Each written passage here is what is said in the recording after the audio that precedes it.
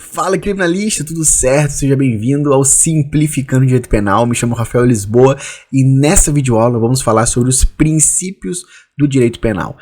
Eu trouxe os mais relevantes, os mais cobrados princípios do direito penal aqui para você. Então, se você gosta desse tipo de conteúdo, deixa o seu like e a sua inscrição no canal para você me fortalecer aqui no YouTube e eu trazer cada vez mais conteúdo para você. Beleza? Então vamos lá, recado dado, vamos ao primeiro princípio que eu trouxe aqui, que é muito importante. Eu estou falando do princípio da exclusiva proteção de bens jurídicos. O que significa esse princípio? O direito penal ele deve servir apenas para proteger bens jurídicos relevantes, bens jurídicos indispensáveis ao convívio em sociedade. Então, muito resumidamente, isso é o que diz o princípio da exclusiva proteção dos bens jurídicos. De acordo com esse princípio, os bens que mais são relevantes, que são mais indispensáveis ao convívio social, devem e merecem a tutela penal. Aqueles que não são tão relevantes podem ser resolvidos por outra seara administrativa, fiscal, tributária, civil, mas penal não. E o que é um conceito de bem jurídico para você entender? O bem jurídico é um ente material ou imaterial aurido do contexto social, de titularidade individual ou meta-individual, reputado como essencial para a coexistência e o desenvolvimento do homem em sociedade. Então, juridicamente, tecnicamente falando, isso é o conceito de bem jurídico. Então, o que é um ente material aurido do contexto social? A honra de alguém. A honra de alguém merece tutela penal. A vida de alguém. A liberdade individual. A liberdade sexual, a dignidade humana, são todos bens jurídicos que merecem a tutela penal.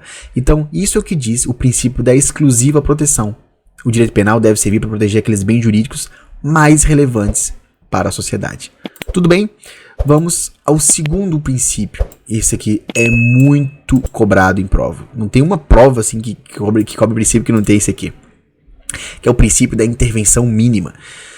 De acordo com esse princípio, o direito penal só deve interferir ou intervir o menos possível na vida e sociedade, somente entrando em ação quando, comprovadamente, os demais ramos do direito não forem capazes de proteger aqueles bens considerados de maior importância.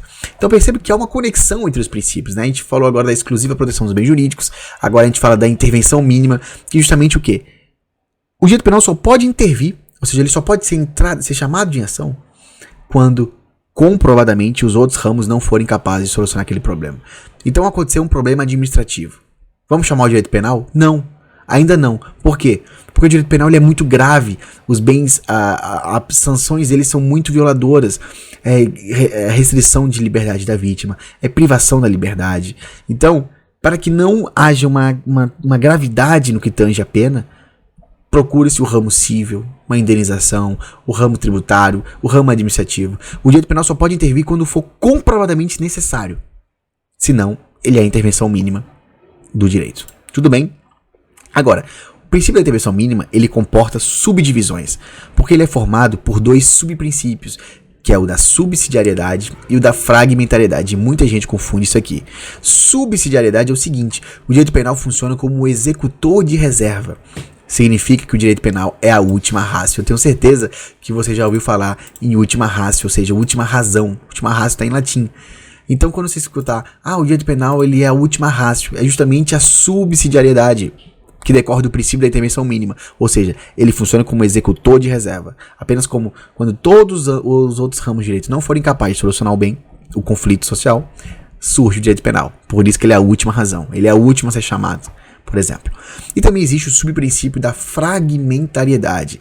Isso aqui é o seguinte: nem todo ilícito configura infração penal, mas apenas os que atentam contra valores fundamentais para a manutenção e o progresso do ser humano na sociedade. Então a fragmentariedade é aquela ideia do seguinte: existe um círculo grande e um círculo menor. O círculo grande é aquele que tem todos os ilícitos, e o círculo menor só os ilícitos penais. Ou seja, adultério hoje não merece mais tutela penal. Houve abolício crimes do adultério. Então isso que vai ser resolvido na seara civil, não na seara penal. Então é um adultério, é uma conduta ilícita, porque o direito penal não tutela o adultério, mas não pelo direito penal. Porque o direito penal entendeu isso não ser mais relevante para ser protegido pelo direito penal. Então, houve uma fragmentariedade. Só os bens jurídicos mais relevantes merecem a tutela penal. Por isso que existem abolição crimes, leis que favorecem a gente, muitas vezes, porque a sociedade evolui e o direito penal deve evoluir, fragmentando aquilo que é mais relevante. Alguns bens que nos anos 40, nos anos 50, nos anos 60 eram muito relevantes, hoje, e com a evolução da sociedade, passam a não ter tanta relevância. Eu vou dar um exemplo para vocês que pode acontecer muito, provavelmente, a honra. Eu acho que crimes contra a honra, eles devem ir para a seara civil, porque a pena é muito baixa, porque crimes contra a honra muitas vezes são banais, acontecem toda hora. Claro, não estou falando de crimes gravíssimos, né, crimes contra a dignidade humana, por exemplo, racismo, injúria racial, que nem é crime contra a honra, né, crime contra a diversidade.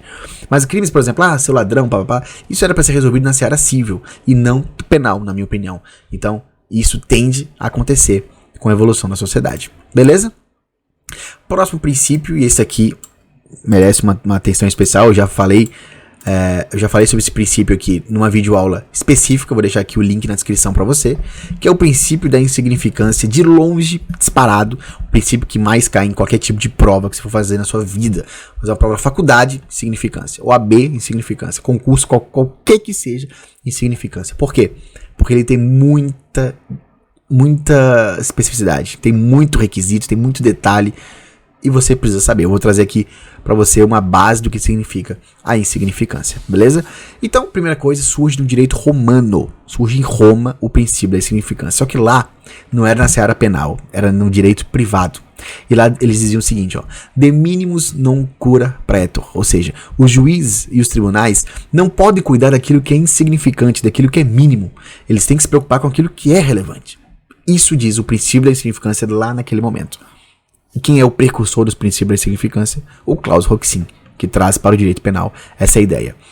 Então, o princípio da insignificância ele traduz a ideia de que não há crime quando a conduta praticada pelo agente é insignificante, não é capaz de ofender ou colocar em perigo o bem jurídico tutelado pela norma penal.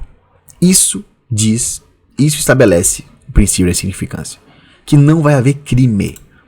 Isso é muito importante, porque quando a gente fala em insignificância, muitas questões colocam assim, ó: ele cometeu crime insignificante. Não, tá errado, porque se for aplicado a insignificância, no caso concreto, exclui-se o crime. A gente vai ver agora por que exclui-se o crime, porque exclui-se a tipicidade. Mas aqui você precisa saber o seguinte: se for aplicada a insignificância, não haverá crime, porque a conduta é insignificante, é irrelevante, é um irrelevante penal e não é capaz de ofender ou colocar em perigo o bem jurídico tutelado pela norma penal. Por exemplo, eu furto uma caneta de alguém que tem 10 canetas no seu estojo. Isso é insignificante, por mais que exista o crime de furto, né, propriamente dito, não vai haver uma relevância a ponto de merecer tutela penal. Então, como eu estava falando, a finalidade do princípio da insignificância é restringir a norma. Existe uma interpretação restritiva da norma penal, porque a norma penal, via de regra, ela está lá para abarcar qualquer tipo de situação. O furto, ele está lá para abarcar furto de uma loja, o furto de um carro, mas também o furto de uma tampa de caneta. Só que aí que tá, até que ponto a norma penal pode punir quem furta uma caneta? Então, a finalidade da insignificância é justamente restringir a tutela, o alcance da norma penal, para que nem todo furto, por exemplo, mereça a tutela do direito penal. Alguns furtos são insignificantes. Essa é a finalidade do princípio da insignificância. Natureza jurídica. E aqui que tá o pulo do gato, muita gente erra isso aqui. Olha só. A insignificância é uma causa supralegal de exclusão da tipicidade. Gente, isso aqui é fundamental. Isso aqui é fundamental, você tem que saber isso aqui. Por que supralegal? Porque a insignificância não tem previsão normativa. Não tem na Constituição Federal, não tem no Código Penal lá o princípio da insignificância. Não, isso é criação doutrinária. Por isso que chama de causa supralegal. Assim como o consentimento ofendido é uma causa supralegal de exclusão da ilicitude, aqui é uma causa supralegal de exclusão da tipicidade. Porque não há tipicidade material. A tipicidade formal tem, a material não tem. E o que é tipicidade material e formal?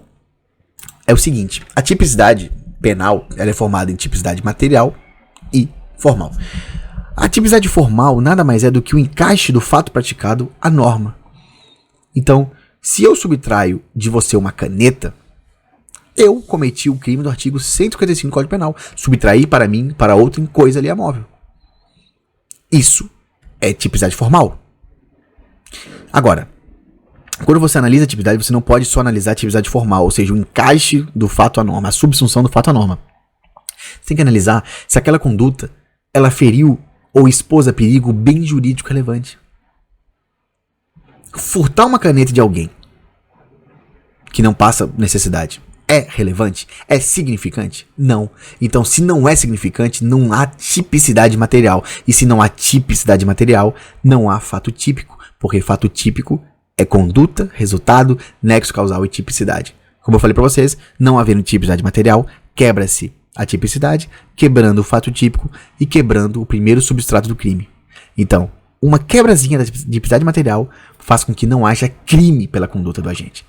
Então, uma causa super legal de exclusão da tipicidade. Por isso que muitos advogados tentam atribuir a insignificância aos seus clientes, porque aí o cara não comete crime nenhum. Beleza? Isso você tem que saber na sua prova. E quais são os requisitos objetivos elencados pelo STF para aplicação da insignificância? Isso aqui é muito relevante também. Requisitos objetivos, né? Ou seja, relacionados ao fato praticado pelo agente. Primeiro, mínima ofensividade da conduta, ausência de periculosidade social da ação, reduzido grau de reprovabilidade do comportamento e a inexpressividade da lesão jurídica provocada. Esses 4 requisitos são os requisitos objetivos elencados pelo STF, pelo Supremo Tribunal Federal, para aplicação da insignificância. Eles são requisitos cumulativos, então os 4 têm que estar presentes para que haja o reconhecimento desse princípio, que é muito importante. Uma forma de te ajudar a memorizar é o famoso MARI, ou seja, tá aqui ó, o M do mínima ofensividade da conduta, o A de ausência de periculosidade social da ação, o R de reduzido grau de reprovabilidade de comportamento, aqui você pode ver também reduzido ou reduzidíssimo, vai ser a mesma coisa, e o I de inexpressividade da lesão jurídica provocada. Esses 4 requisitos aqui são cumulativos e são necessários para que haja a insignificância no caso concreto, tá? Não confundir, tá? Não é mínima periculosidade, não é ausência de ofensividade. As provas costumam trocar isso aqui. É mínima ofensividade e ausência de periculosidade social da ação. Tranquilo, gente, até agora? Tá gostando? Se inscreve no canal e aqui embaixo eu vou deixar o link do meu e-book Penal na Veia, com várias questões e comentários de concurso público. Eu comento as questões, inclusive tem muita questão de princípio da insignificância, de princípio de direito penal nesse e-book aqui embaixo, tá? Só no primeiro link aqui da descrição. Gente, olha só, próximo princípio, princípio da ofensividade ou da lesividade. Muito relevante isso aqui. De acordo com esse princípio, o fato praticado, ele exige para que o fato praticado ocorra lesão ou perigo de lesão ao bem jurídico tutelado. Se não houver lesão, ou pelo menos perigo de lesão, haverá uma ofensa ao princípio da ofensividade ou da lesividade. E aqui surge uma discussão interessante entre crime de dano e crime de perigo. O crime de dano ele exige efetiva lesão ao bem jurídico. Homicídio, por exemplo, exige a lesão morte. O crime contra a honra, por exemplo, a injúria, a calúnia, a difamação, também são crimes de dano, tá? Isso aqui pouca gente sabe. Por quê? Porque é uma violação, é um dano à honra de alguém, tá? Então, existe uma efetiva lesão ao bem jurídico. E o crime de perigo, ele contenta-se com o risco da lesão ao bem jurídico, tá bom? Então, por exemplo, abandono de incapaz, omissão de socorro, são crimes de perigo. E a doutrina já debateu se o crime de perigo é ou não constitucional. Você vai colocar na sua prova que crime de perigo já foi declarado pelo STF como crime constitucional, tá? Trouxe aqui até para vocês, ó, no HC 104.410, o Supremo decidiu que a criação de crimes de perigo abstrato não representa por si só comportamento inconstitucional, mas proteção eficiente do Estado, tá, gente? Só deixando claro, todo esse PDF aqui de princípios de direito penal, eu vou disponibilizar para quem é do Clube dos Criminalistas, tá? É só você ser membro do canal, ou seja, clica aqui em Seja Membro, e por R$ 7,99 por mês você vai estar no grupo de Telegram exclusivo, com questões, dicas em áudio e materiais em PDF também, tá? Faça parte, você também tá bem legal lá no Clube dos Criminalistas. Beleza, gente? Esse é o princípio da ofensividade ou da lesividade. Próximo princípio, responsabilidade subjetiva. O que diz esse princípio? É que não basta que o fato seja materialmente causado pelo agente, ficando a sua responsabilidade condicionada à existência da voluntariedade, ou seja, dolo e culpa. Então, para que haja crime, para que haja responsabilidade penal de alguém, Não basta que o fato seja praticado. Exige-se dolo ou culpa. Então, se está proibida, então o que diz a responsabilidade subjetiva? É que para haver crime, tem que se comprovar dolo e culpa. É de acordo com esse princípio que veda-se a responsabilidade objetiva de alguém. Eu não posso condenar alguém a um crime sem que haja comprovação do dolo ou culpa. O Ministério Público, como um órgão constitucionalmente assegurado a acusar, ele tem que comprovar que houve dolo ou culpa. Senão, seria uma barbárie. Todo mundo estaria com medo, ninguém sairia de casa, porque poderia a qualquer momento ser a ela imputada uma denúncia. Ah, não, cometeu crime. Não, mas qual crime? Não, morreu alguém, você foi culpado. Não, mas eu não fiz nada, me prova. Não prova nada. E aqui tá, responsabilidade subjetiva. Não basta que o fato seja materialmente causado pelo agente, ficando a sua responsabilidade condicionada à existência da voluntariedade ou culpa. Tá? Então isso aqui, por exemplo, é importante quando você está na rua e do nada alguém pula pro seu carro e você não tem nem o que fazer, você nem consegue nem frear porque ela caiu na sua frente e você acaba atropelando alguém. Não houve dolo, não houve intenção e não houve culpa sua. Não houve negligência, imperícia e imprudência. Houve culpa exclusiva da vítima. Imagina se não existisse esse princípio. Porque de acordo com os princípios, você tem que provar que houve dolo ou culpa. Senão você não pode punir objetivamente alguém. O direito penal pátrio não admite a responsabilidade objetiva. Beleza? Isso aqui é muito importante, tá, gente? Próximo princípio, personalidade ou intranscendência da pena. Isso aqui é bem legal, ó. Ninguém pode ser responsabilizado por fato cometido por terceira pessoa. A pena, portanto, não pode passar da pessoa do condenado. A pena não pode passar da pessoa do condenado. Isso é o que diz o princípio da personalidade ou intranscendência, tá? São sinônimos que você tem que saber. Princípio da personalidade ou intranscendência. Ou seja, se eu cometi uma pena, minha mãe não pode pagar por essa pena, meu irmão não pode pagar por essa pena, meu pai, meus amigos não podem. Ah, tô com pena, vou cumprir essa pena por você. Não, não pode, porque o princípio da intranscendência veda que terceiras pessoas cumpram pena por aquele que cometeu o crime. Não pode passar da pessoa do condenado. Isso aqui é muito importante você saber. Próximo, individualização da pena. O princípio da individualização da pena. Individualização da pena. Olha o que diz o professor Kleber Masson sobre esse princípio. Expressamente indicado pela Constituição Federal, repousa no princípio de justiça, segundo o qual se deve distribuir a cada indivíduo o que lhe cabe, conforme as circunstâncias específicas do seu comportamento, ou seja, os aspectos subjetivos e objetivos do crime. Olha que interessante que o professor Kleber fala sobre esse princípio. É que você só pode ser punido por aquilo que você praticou. Imagina num concurso de pessoas, então eu e você, a gente se reúne para cometer um crime. Só que aí você tem a ideia de matar essa pessoa. E eu concordo com isso, só que eu não mato a pessoa, eu só te ajudo a matar. Então eu tô lá segurando, vigiando a porta para que ninguém passe, para que você efetue o disparo. Quem matou foi você. Por mais que eu tenha concorrido para a prática do crime, eu não posso receber a mesmíssima pena de que você, que apertou o gatilho, que cometeu de fato o crime, que cometeu o núcleo do tipo penal, que é matar alguém. Eu estava lá vigiando a porta, mas eu concorri, eu vou ser punido. Eu também vou responder por homicídio doloso em concurso de pessoas, mas a sua pena vai ser maior que a minha, em razão do princípio da individualização da pena.